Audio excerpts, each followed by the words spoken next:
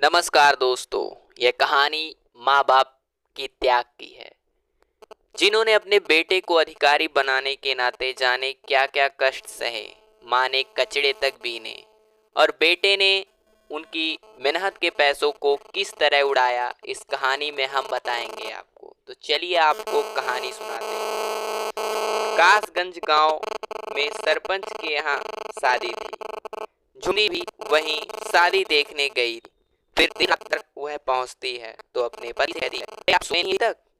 वह सरपंच जी की पत्नी है ना, उन्हें रुक लगे जयमाल देख कर ही जाना। लड़का तो हीरा है, आईएएस अधिकारी है। वह दोनों की जोड़ी बहुत अच्छी लग रही थी। फिर बिरजू कहता है, हाँ झुमरी, मैंने देखा उन्हें। काश हमारा बेटा भी आईएएस अधिकारी बन जाए। बस यही सोच रहा हूँ। तब से झुमरी कहती है, भगवान पर भरोसा रखो, सब ठीक हो जाएगा। फिर बिरजू कहता है, हाँ उन्हीं पर तो भरोसा है। इस साल वह 12वीं पास कर लेगा। कॉलेज की पढ़ाई के लिए उसे शहर भेजना पड़ेगा। तो झुमरी बोली, पर उसके लिए पैसे कहाँ से आएंगे? फिर बिरजू कहता है, इस बार फसल बहुत अच्छी हुई है। अगर इसी तरह 5-7 साल फसल अच्छी होगी तो जगदीश की पढ़ाई के लिए सोचना नहीं पड़ेगा। कल फसल की कटाई भी करनी है। फिर झुमरी कहती है, हे भगवान, हमारे इस सपने को बस पूरा कर दो, हमें आपसे और कुछ नहीं चाहिए। तभी बाहर बहुत जोरों से आवाज आती है। तो झुमरी कहती है, अरे बाहर ये एक शोर कैसा है? कहीं शादी में कोई गड़बड़ तो नहीं हो गई? तो बिरजू कहता है, रुको, मैं अभी पता करके आता हूँ। तभी जगदीश दौड़ते हुए आता है और कहता है, पिताजी पिताजी, गजब हो गया। तो बिरजू कहता है, अरे बेटा, तुम हाफ क्यों रहे हो? बाहर यह शोर कैसा है? तो जगदीश कहता है, हमारे खेतों में आग लग गई है। बारात वालों के पटाखे से शायद आग लग गई। फिर बिरजू कहता है, बहुत बुरा हुआ, हमें अपने खेत पर जाना होगा अभी। फिर झुमरी बोली, देखो जी, ठीक से जाना, तुम्हारी तबीयत ठीक नहीं लग रही है। जगदीश, तू पिताजी के पीछे पीछे जा। बिरजू और जगदीश दोनों दौड़ते हुए अपने खेत पर पहुंचते हैं। वहां काफी भीड़ लगी होती है। कोई धूल से तो कोई मिट्टी से पानी फेंक कर खेत में लगी आग को बुझा रहा था। फिर बिरजू कहता है, हटो, मुझे आगे जाने दो। हे भगवान, यह क्या हो गया? मैं तो पूरी तरह के बर्बाद हो गया।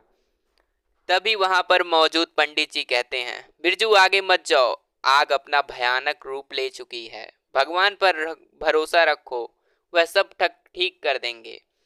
फिर बिरजू कहता है, नहीं पंडित जी, अब कुछ नहीं हो सकता, मैं पूरी तरीके से बर्बाद हो गया।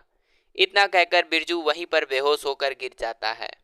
फिर पंडित जी और प्रेमचंद और जगदीश बिरजू को पकड़कर उसके घर ले जाते हैं। करीब 1 सप्ताह तक घर में मातम छाया रहता है। तभी 12वीं का रिजल्ट भी आ जाता है। जगदीश का दोस्त महेश दौड़ता हुआ बिरजू के घर पर आता है और कहता है, जगदीश, रिजल्ट आ गया है, हम दोनों फर्स्ट डिवीजन पास हुए हैं। फिर जगदीश कहता है, क्या मैं पास हो गया? फिर जगदीश अपने पिता के पास जाता है और कहता है, पिताजी, मैं फर्स्ट डिवीजन से पास हो गया। तो बेटा को आशीर्वाद देते हुए बिरजू कहता है, भगवान सदा तुम पर कृपा बनाए रखे। रात में सोते वक्त जगदीश की माँ जगदीश के पापा से कहती है, जगदीश की आगे की पढ़ाई के लिए बारे में क्या सोचा है आपने? हमारे पास तो खाने के लिए भी पैसे नहीं हैं। फिर उसका शहर में पढ़ाई का खर्चा कहाँ से आएगा? फिर बिरजू कहता है, अपना खेत है ना, उसको गिरवी रख देंगे। तो झुमरी कहती है, क्या अगर खेत गिरवी रख दोगे तो खेती कहाँ से करोगे और पैसे कैसे चुकाओगे और हम खाएंगे क्या? फिर बिरजू कहता है, शहर जाकर मजदूरी करेंगे। दूसरे दिन बिरजू सेठ धनीराम के पास जाता है। फिर सेठ धनीराम कहता है, आओ बिरजू, कैसे आना हुआ? सुना है बेटा फर्स्ट डिवीजन से पास हुआ है। फिर बिरजू कहता है, हाँ सेठ जी, सब आप लोगों की ही कृपा है। फिर सेठ धनीराम कहते हैं, मेरा बेटा रमेश का भी कुछ नंबरों से फर्स्ट डिवीजन छूट गया, उसे शहर के टॉप कोचिंग में एडमिशन करवाऊंगा। खैर छोड़ो और बताओ कैसे आना हुआ? तो बिरजू कहता है, मैं भी बेटे को शहर में पढ़ाना चाहता हूँ, पढ़ा लिखा कर आईएएस अधिकारी बनाना चाहता हूँ। फिर सेठ धनीराम कहते हैं, हाँ बहुत अच्छा सोचा है तुमने। फिर बिरजू कहता है, आपसे तो मेरी घर की हालत छिपी नहीं है, इसीलिए मुझे 5 लाख रुपए की जरूरत है।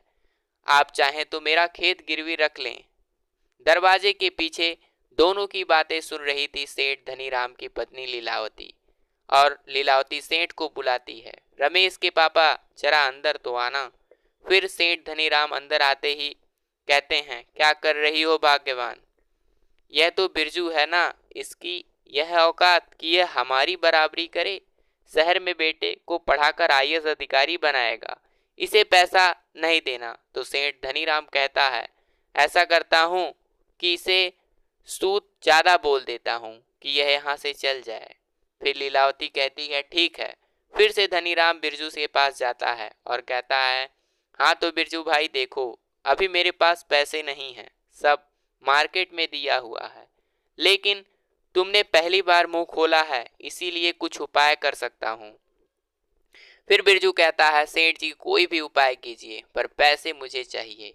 फिर सेठ धनीराम कहते हैं, शहर में मेरा एक दोस्त है जो पैसे देता है, लेकिन वह बहुत ऊंची दर पर सूद लेता है। फिर बिरजू कहता है, हाँ मुझे सब मंजूर है। तो सेठ धनीराम कहते हैं, तो ठीक है, कल आकर पैसे ले जाना। धनीराम 1 साल का सूद काटकर 3 लाख रुपए बिरजू के हाथ में दे देता है। जगदीश और रमेश एक ही कॉलेज में पढ़ते और एक ही कोचिंग में पढ़ते थे, और देखते ही देखते 3 साल बीत गए। 3 साल बीतते बीतते सूद समय पर न देने पाने के कारण बिरजू का घर और खेत सेठ धनीराम का हो गया। फिर बिरजू कहता है, चलो झुमरी दिल्ली चलते हैं। यह दिन ही देखना बाकी रह गया था, पुरखों की जमीन भी अब पास नहीं रही। फिर झुमरी कहती है, कहाँ जाओगे?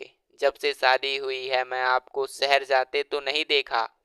फिर बिरजू कहता है, यह दिन भी तो नहीं देखा, अब तो भगवान के सहारे ही जी रहे हैं। करीब 8 घंटे रेलगाड़ी के चलने के बाद दिल्ली पहुंचते हैं वहां से वह लोग पैदल ही कान ढूंढने के लिए निकल पड़ते हैं। फिर झुमरी कहती है, रुक जाओ, अब नहीं चला जाता, दम फूल रहा है मेरा। फिर बिरजू कहता है, अरे तुम्हारे तो पैर कितने फूल गए हैं। बिरजू वहीं सरकारी अस्पताल में झुमरी को भर्ती करवा देता है। जो भी थोड़े बहुत पैसे थे वह सब दवाई में खर्च हो जाते हैं। फिर वह झुग्गी चाल के मालिक लाला सेठ से मिलता है और उनसे कहता है, सेठ जी खैराती अस्पताल में आपका बहुत नाम सुना है। मैं बिरजू हूँ, आज ही अपनी पत्नी के साथ गांव से आया हूँ।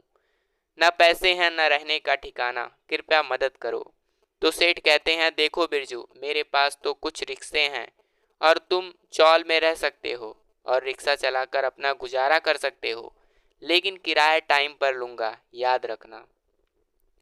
कुछ दिन बाद प्रेमचंद दिल्ली आता है और बिरजू से कहता है कि बिरजू, मैं सिर्फ यह बताने आया हूँ कि जगदीश ग्रेजुएशन की परीक्षा में पूरी यूनिवर्सिटी में टॉप में आया है। यह देखो, पेपर में उसकी फोटो छपी है। बिरजू पेपर देखकर बहुत खुश होता है। वाह, अब आईएएस की परीक्षा निकाल लेगा मेरा बेटा। बस इधर सेठ धनीराम के बेटे रमेश को एक चाय की दुकान पर धूर्त पंडित चूड़दास मिल जाते हैं। चूड़दास चाय वाले से रमेश का पूरा डिटेल जान लेता है और कहता है, क्यों बच्चा, एक हाथ में सिगरेट और दूसरे हाथ में चाय का गिलास, लगता है तुमने परीक्षा नहीं किया है पास। यह सुनकर रमेश चौंक जाता है और कहता है, हाँ बाबा, लेकिन तुम्हें कैसे मालूम? फिर पंडित चूड़दास कहता है, दिव्य दृष्टि है बेटा मेरे पास, दिव्य दृष्टि, जो तुम्हारा भूत वर्तमान भविष्य तीनों देख सकती है। फिर रमेश कहता है, अच्छा तो मेरे बारे में क्या देख रही है आपकी दिव्य दृष्टि?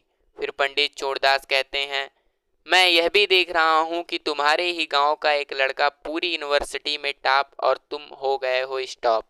तुम्हें सता रहा है बाप का डर, जी कर रहा है कि जिए कि मर जाएं।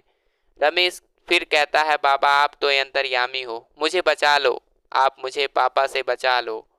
आप जितना कहोगे मैं उतना रुपए तुम्हें दूंगा। फिर बाबा चूड़दास कहते हैं, ठीक है, लेकिन इसके लिए तुम्हें अपने घर के बारे में मुझे हर छोटी से छोटी चीज बतानी पड़ेगी। फिर रमेश कहता है, ठीक है मामा, मैं A to Z आपको बताऊंगा, पापा की डांट से बचा लो बस। फिर चूड़दास कहता है, ठीक है, मैं भी वादा करता हूँ कि तुम्हें डांट तो दूर तुम्हारी आरती उतारी जाएगी। लगभग 1 सप्ताह तक रमेश से उसके घर की बारे में सब कुछ उगलवा कर रमेश के साथ बाबा चूड़दास उसके घर पहुंचते हैं। फिर रमेश कहता है, पापा ये बहुत पहुंचे हुए बाबा हैं, बहुत रिक्वेस्ट करने पर हमारे साथ आए हैं। तो सेठ धनीराम कहते हैं, देख लो लीलावती, तुम्हारा बेटा किसी भी सड़क छाप पंडित को बाबा समझकर अपने घर ले आया है। जाओ उसे कुछ पैसे देकर भगा दो, बहुत देखे हैं ऐसे फकीर बाबा।